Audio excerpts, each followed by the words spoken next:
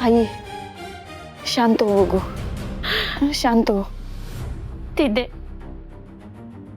लहानपणी तू मला हाताच्या बोटाला धरून हे सगळं जग दाखवलंस आणि तुझ्यासोबतच असं कसं झालं ग?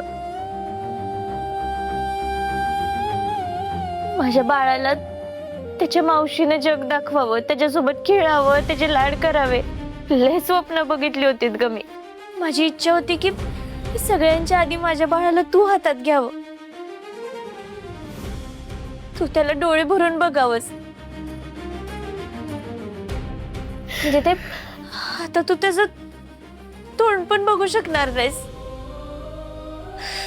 हे ऐकल्यावर पायाखालची जमीन सरकली ग माझ्या. अंजू अगं तुझ्याच बाबतीत का होतंय ग हे सगळं?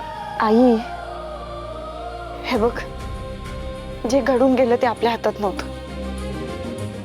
मी आता सगळं स्वीकारून पुढे जायचं ठरवले.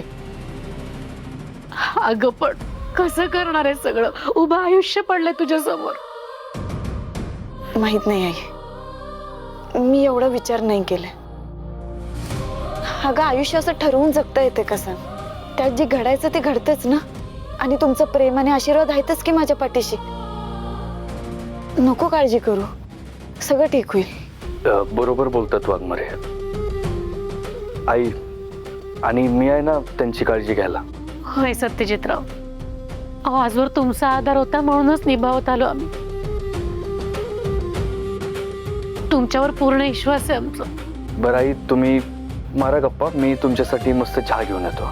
अहो नाही नाही नको चहा, आम्ही फक्त मंजूला भेटायला आलो होतो. अहो असं काय करताय आई? जावयाला बी कधी तर पाहुणचार करायची संधी द्या. आलोच मी. दीदी, हल्ला कुणी केला होता समजलं का काय?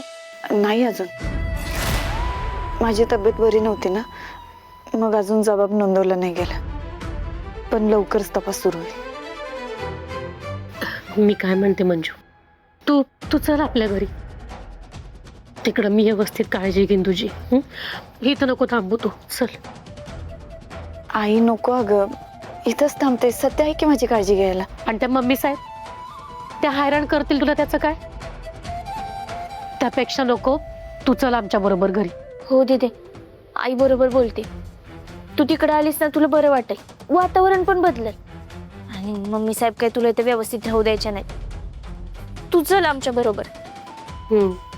आई अमरे, अगं मी थांबते इथं.